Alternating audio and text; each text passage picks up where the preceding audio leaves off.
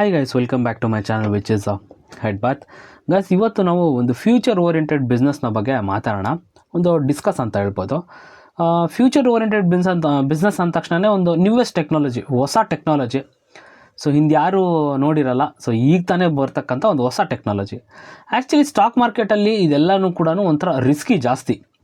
So ನೋಡೋಣ ಯಾವುದು ಅಂತ ಹೇಳ್ಬಿಟ್ಟು. ಹೊಸ ಸೆಕ್ಟರು, ಅದರ ಫ್ಯೂಚರ್ ಓರಿಯೆಂಟೆಡ್ ಅಂದ ತಕ್ಷಣ ತಲೆಗೆ ಬರ್ತಕ್ಕಂಥದ್ದು ಫಸ್ಟು ಡ್ರೋನ್ ಸೆಕ್ಟರ್ ಆಗಿರ್ಬೋದು, ಹಾಗೆಯೇ ಸೆಮಿಕಂಡಕ್ಟರ್ ಸೆಕ್ಟರ್ ಆಗಿರ್ಬೋದು, ಹಾಗೆಯೇ ಎಥನಾಲ್ ಬ್ಲೆಂಡಿಂಗ್ ಸೆಕ್ಟರ್ಸ್ ಆಗಿರ್ಬೋದು. ಇವುಗಳು ನಮಗೆ ತಲೆಗೆ ಬರ್ತವೆ. ಹಾಗೆಯೇ ಇನ್ನೊಂದು ಮುಖ್ಯವಾಗಿ ಇತ್ತೀಚಿನ ದಿನಗಳಲ್ಲಿ ಬರ್ತಿರ್ತಕ್ಕಂಥದ್ದು ಅಂದರೆ ಎಲೆಕ್ಟ್ರಿಕ್ ವೆಹಿಕಲ್ಸ್. ಸೊ ಸರ್ಕಾರದಿಂದನೂ ಕೂಡ ಇದಕ್ಕೆ ತುಂಬಾ ಸಬ್ಸಿಡಿಗಳು ಕೊಡ್ತಿದ್ದಾರೆ. ಅಂದರೆ ಇಂಡೈರೆಕ್ಟಾಗೋ ಡೈರೆಕ್ಟಾಗೋ ಸರ್ಕಾರನೇ ಪುಷ್ ಮಾಡ್ತಿದೆ, ಎಲೆಕ್ಟ್ರಿಕ್ ವೆಹಿಕಲ್ ತಗೊಳ್ರಿ, ಬಿಟ್ಬಿಡ್ರಿ ಪೆಟ್ರೋಲು ಡೀಸೆಲು ಅಂತ ಹೇಳ್ಬಿಟ್ಟು. Okay fine. Future oriented business okay, electric vehicle ಅಂತ ಹೇಳಿದೆ ನಾನು. ಎಲೆಕ್ಟ್ರಿಕ್ ವೆಹಿಕಲ್ನ ನಾವು ತೊಗೊಳಕ್ಕೆ ಹೋದಾಗ ನಾವೇನು ಯೋಚನೆ ಮಾಡ್ತೀವಿ, ನಾವು ಸಿಟಿ ಒಳಗಡೆ ರೌಂಡ್ ಹಾಕಬೇಕು, ಸೊ ಹೊರಗಡೆ ಹೋಗೋಕ್ಕಾಗಲ್ಲ, ಮ್ಯಾಕ್ಸಿಮಮ್ ಎಷ್ಟಂತ ನಮಗೆ ಇದು ಮೈಲೇಜ್ ಕೊಡುತ್ತೆ, ಚಾರ್ಜಿಂಗ್ ಪಾಯಿಂಟ್ಸ್ ಇದೆಯಾ ಇದು ಎಲ್ಲಿ ಬೇಕಾದಲ್ಲಿ. ಫಾರ್ ಎಕ್ಸಾಂಪಲ್ ಪೆಟ್ರೋಲ್ ಡೀಸೆಲ್ ಖಾಲಿ ಆದ ತಕ್ಷಣ ಎಲ್ಲ ಹತ್ರದಲ್ಲಿ ಒಂದು ಬಂಕ್ ಸಿಗುತ್ತೆ ನಮಗೆ, ಹೈವೇದಲ್ಲಿ ಸುಮಾರು ಬಂಕ್ಸ್ ಇರುತ್ತೆ. ಸೊ ಅಲ್ಲಿ ನಾವು ರೀಫಿಲ್ ಮಾಡಿಸ್ಕೋತೀವಿ. ಅದೇ ಥರ ಈ ಎಲೆಕ್ಟ್ರಿಕ್ ವೆಹಿಕಲ್ಗೆ ಚಾರ್ಜಿಂಗ್ ಸ್ಟೇಷನ್ಸ್ ಇದೆಯಾ, ಸೊ ಈ ಥರ ಎಲ್ಲ ಯೋಚನೆ ಮಾಡ್ತೀವಿ. ಓಕೆ, ನಾನು ಏನಕ್ಕಪ್ಪ ಇದನ್ನು ಇಷ್ಟು ಫೋಕಸ್ ಇಟ್ಕೊಂಡು ಹೇಳ್ತಿದ್ದೀನಿ ಅಂತ ಹೇಳಿದ್ರೆ, ಏನು ವರ್ಲ್ಡ್ ಬ್ಯಾಂಕ್ಗಳಿದೆ, ಇಡೀ ವರ್ಲ್ಡ್ ಏನಿದೆಯಲ್ಲ, ಸೊ ಇಡೀ ವರ್ಲ್ಡ್ ಗೌರ್ಮೆಂಟು ಇದ್ರ ಮೇಲೆ ಫೋಕಸನ್ನು ಇಟ್ಟಿದೆ. ಸೊ ಯಾಕಪ್ಪ ಬೇಸಿಕಲಿ ಹೇಳೋದಾದರೆ ಯಾಕೆ ಇಷ್ಟೆಲ್ಲ ಫೋಕಸ್ ಇದೆ ಎಲೆಕ್ಟ್ರಿಕ್ ವೆಹಿಕಲ್ ಮೇಲೆ? ಒಂದು, ಪೊಲ್ಯೂಷನನ್ನು ಕಮ್ಮಿ ಮಾಡಬೇಕು ಅಂಥೇಳಿ. ಸೊ ಪೆಟ್ರೋಲ್ ಡೀಸೆಲ್ನ ಕಮ್ಮಿ ಮಾಡಿ, ಡೀಸೆಲ್ ವೆಹಿಕಲ್ನ ಬ್ಯಾನ್ ಮಾಡೋದ್ರಿಂದಾಗಲಿ, ಅದನ್ನು ಕಮ್ಮಿ ಬಳಸೋದ್ರಿಂದಾಗಲಿ ಕಮ್ಮಿ ಆಗಲ್ಲ ಪೊಲ್ಯೂಷನ್ನು. ಆ್ಯಕ್ಚುಲಿ ಒಂದು ಅದ್ರ ಕಡೆ ಒಂದು ಸಣ್ಣ ಹೆಜ್ಜೆ ಇಟ್ಕೊತ ಹೋಗ್ಬೋದು ಅಂತಕ್ಕಂಥ ಒಂದು ಪರ್ಸ್ಪೆಕ್ಟಿವು. ಆ್ಯಕ್ಚುಲಿ ಫಸ್ಟ್ ಇದನ್ನು ಬ್ಯಾನ್ ಮಾಡ್ಕೊತ ಹೋಗಲಿ, ಅಥವಾ ಇದರ ಕಾಸ್ಟ್ನ ಜಾಸ್ತಿ ಮಾಡೋದ್ರಿಂದ ಆಗಲಿ ಸ್ವಲ್ಪ ಜನರಿಂದ ದೂರ ಮಾಡ್ಕೊತ ಬರ್ಬೋದು ಯಾವುದನ್ನ, ಪೆಟ್ರೋಲ್ ಮತ್ತು ಡೀಸೆಲ್ ವೇರಿಯಂಟ್ನ ಒಂದು ಗಾಡಿಗಳನ್ನು, ಅಂದರೆ ಎಲೆಕ್ಟ್ರಿಕ್ ವೆಹಿಕಲ್ಸ್ಗೆ ಪುಷ್ ಮಾಡ್ಬೋದು ಅಂತ. Okay, first foremost European countries ಏನಿದಾವಲ್ಲ, ಹೆವಿ ತುಂಬಾ ಎಲೆಕ್ಟ್ರಿಕ್ ವೆಹಿಕಲ್ಸ್ಗೆ ಪುಷನ್ನು ಕೊಡ್ತಿದೆ. ಮುಂದೆ ಬರ್ತೀನಿ ನಾನು, ನಮ್ಮ ಇಂಡಿಯಾಗೂ ಬರ್ತೀನಿ. ಸೊ ನಮ್ಮ ಇಂಡಿಯಾದಲ್ಲಿ ಪರ್ಸ್ಪೆಕ್ಟಿವ್ ಹೇಗಿದೆ ಅಂತ ನೋಡೋಣ. ಸೊ ಓಕೆ, ಯುರೋಪಿಯನ್ ಕಂಟ್ರೀಸ್ನ ನೋಡೋದಾದರೆ 2026 Norway India clean transportation summit in Norway incentive push EV adoption. ಅಂದರೆ 2026 ನಾವು ಕಂಪ್ಲೀಟ್ EV ಆಗ್ತೀವಿ. ಎಲೆಕ್ಟ್ರಿಕ್ ವೆಹಿಕಲ್ಸ್ ಏನಿದೆ ಕಂಪ್ಲೀಟ್ ಪೆಟ್ರೋಲ್ ವೇರಿಯಂಟ್ ಮತ್ತು ಡೀಸೆಲ್ ವೇರಿಯಂಟ್ನ ಒಂದು ಗಾಡಿಗಳನ್ನು ಎಲ್ಲ ಬ್ಯಾನ್ ಮಾಡಿ ನಾವು ಕಂಪ್ಲೀಟಾಗಿ ಎಲೆಕ್ಟ್ರಿಕ್ ವೆಹಿಕಲ್ ಕಡೆ ನಾವು ಹೋಗ್ತೀವಿ ಅಂತಕ್ಕಂಥ ಒಂದು ಮಾತನ್ನು ಹೇಳಿದ್ದಾರೆ. ಇವ್ರದ್ದು ಯಾರಾದರೂ ಇರೋ ನಾರ್ವೆದವರಾದ್ರು. ಓಕೆ, ನೆಕ್ಸ್ಟ್ ನೀವು ನೋಡ್ಬೋದು, Norway electric car sales set new world record. Electric ಕಾರ್ನ ವೆಹಿಕಲಲ್ಲಿ ಒಂದು ವರ್ಲ್ಡ್ ರೆಕಾರ್ಡನ್ನು ಇವರು ಮಾಡಿದ್ದಾರೆ. So next Toyota to make 20% of newest vehicle in European electric by 2026. So ಅವ್ರೇನು ಮ್ಯಾನುಫ್ಯಾಕ್ಚರ್ ಮಾಡ್ತಾರಲ್ಲ, ಸೊ ಅದರಲ್ಲಿ 20% ಎಲೆಕ್ಟ್ರಿಕ್ ವೆಹಿಕಲ್ಗಳೇ ಆಗಿರ್ತಾವಂತೆ by 2026ಗೆ.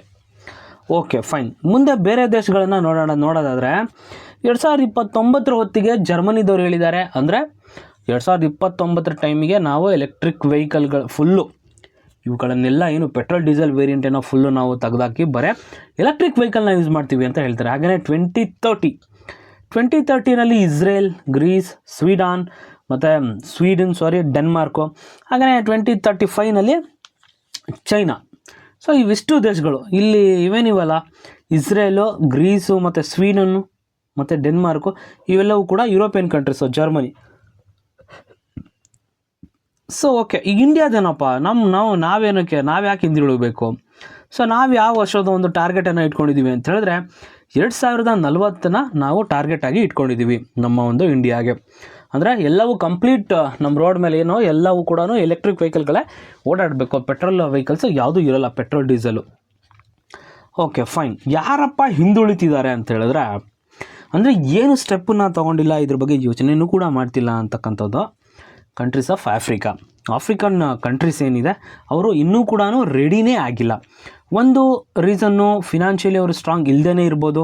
So maybe financially strong ಇಲ್ಲನೂ ಕೂಡ ಅವರು. ಸೊ ಅದಕ್ಕೊಂದು ಕೂಡ ರೀಸನ್ ಆಗ್ಬೋದು. ಹಾಗೆಯೇ ಇನ್ನೊಂದು ಗಲ್ಫ್ ಕಂಟ್ರೀಸ್ ಏನಿದಾವಲ್ಲ, ಈ ಆಯಿಲ್ ಪ್ರೊಡಕ್ಷನ್, ಕ್ರೂಡ್ ಆಯಿಲ್ನ ಯಾರು ಸಪ್ಲೈ ಮಾಡ್ತಾರಲ್ಲ, ಸೊ ಅವ್ರು ಹೊಟ್ಟೆ ಮೇಲೆ ಹೊಡ್ಕೊಳಲ್ಲ ತಾನೆ. ಸೊ ಅದೇ ಬೇಸಿಕ್ ಕ್ರೈಟೇರಿಯಾ. ಅವ್ರು ಬಿಸ್ನೆಸ್ನ ಹಾಳು ಮಾಡ್ಕೊಬೇಕು. ಸೊ ಅವ್ರಿಗೂ ಗೊತ್ತು, ಒಂದಲ್ಲ ಒಂದಿನ ಪೆಟ್ರೋಲ್ ಡೀಸೆಲ್ನ ವೇರಿಯಂಟು ಬ್ಯಾನ್ ಆಗುತ್ತೆ, ಅಂದರೆ ಕಮ್ಮಿ ಯೂಸ್ ಮಾಡ್ತಾರೆ ಜನ, ಎಲೆಕ್ಟ್ರಿಕ್ ಕಡೆ ಹೋಗೇ ಹೋಗ್ತಾರೆ, ಅಥವಾ ಸೋಲಾರ್ ಎನರ್ಜಿ ಕಡೆನೂ ಟರ್ನ್ ಆಗ್ಬೋದು, ಹೇಳೋಕ್ಕಾಗಲ್ಲ. ಸೊ ಅದಕ್ಕೋಸ್ಕರ ಅವ್ರೇನು ಮಾಡ್ತಾರೆ, ಟೂರಿಸಮ್ನ ಒಂದು ಬೂಸ್ಟನ್ನು ಕೊಡ್ತಾರೆ. ಸೊ ಆಲ್ಟರ್ನೇಟಿವ್ ಆಗಿ ಏನೋ ಒಂದು ಹುಡ್ಕೋಬೇಕಲ್ಲ, ಅಂದರೆ ಆಲ್ಟರ್ನೇಟಿವ್ ಆಗಿ ಅವರು ಏನೋ ಒಂದು ಬಿಸ್ನೆಸ್ನ, ಏನೋ ಒಂದು ಅವ್ರ ಎಕಾನಮಿ ಬೂಸ್ಟ್ ಮಾಡ್ಬೇಕಂದ್ರೆ ಏನೋ ಒಂದು ಬೇಕೇ ಬೇಕು, ದುಡ್ಡು ಬೇಕು. ಸೊ ಇಲ್ಲಾಂದರೆ ದೇಶ ನಡ್ಸೋಕ್ಕಾಗಲ್ಲ. ಸೊ ಅದಕ್ಕೋಸ್ಕರ ಅವರು ಆಲ್ಟರ್ನೇಟಿವ್ ಆಗಿ ಟೂರಿಸಮ್ನ ಬೂಸ್ಟ್ ಮಾಡ್ತಾ ಇದ್ದಾರೆ. ಸೊ ಓಕೆ, ಇವುಗಳನ್ನೆಲ್ಲವನ್ನು ನಾವು ಮಾತಾಡ್ತಿರ್ಬೇಕಾದ್ರೆ ಅಫ್ಕೋರ್ಸ್ ನಮಗೆ ನಮ್ಮ ಮಿನಿಸ್ಟರ್ ನಿತಿನ್ ಗಡ್ಕರಿ ಅವರು ತಲೆಗೆ ಬಂದೇ ಬರ್ತಾರೆ. ಸೊ ಅವ್ರೇನಪ್ಪ ಹೇಳ್ತಿದ್ದಾರೆ ಅಂತ ಹೇಳಿದ್ರೆ, ಏನೋ ಈ ಡೀಸೆಲ್ ವೆಹಿಕಲ್ಸ್ ಇದಾವಲ್ಲ ಅದ್ರ ಮೇಲೆ GST ಹಾಕಬೇಕು ಅಂತ ಹೇಳ್ಬಿಟ್ಟು ಫಿನಾನ್ಸ್ ಮಿನಿಸ್ಟರ್ ಸೀತಾರಾಮನ್ ಅವರಿಗೆ ಒಂದು ಸಜೆಷನನ್ನು ಕೊಟ್ಟಿದ್ದಾರೆ. ಸ್ಕ್ರೀನ್ ಮೇಲೆ ನೋಡ್ಬೋದು ನೀವು, 10% GST increases on diesel engines, Nitin Gadkari's bold warning on diesel vehicle goes viral.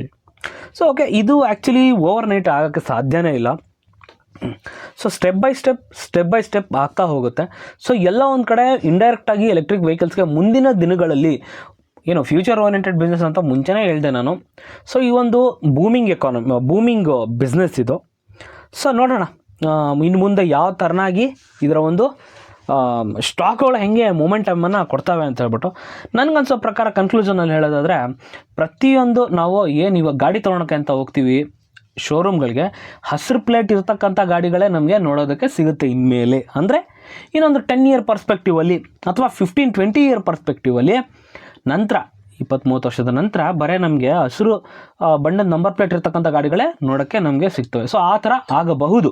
ಯಾಕಂತ ಹೇಳಿದ್ರೆ ಇವೆಲ್ಲ ಬೆಳವಣಿಗೆಗಳನ್ನು ನೋಡಿದರೆ ನಾವು ಸೊ ಒಂದು ಯೋಚನೆ ಮಾಡಿ, ಕೈ ಕಟ್ತಕ್ಕಂಥ ಗಡಿಯಾರನೇ ನಾವು ಎಂಥದ್ದು ಕಟ್ತಿದ್ವಿ HMT ಟೈಮಲ್ಲಿ, ಅದಕ್ಕೆ ಕೀ ಕೊಡ್ತಿದ್ವಿ ಟರ ಅಂತ ತಿರುಗಿಸ್ಬಿಟ್ಟು. ಸೊ ಇವಾಗ ಯಾವ ಥರದನ್ನು ನಾವು ಕಟ್ತಿದ್ದೀವಿ.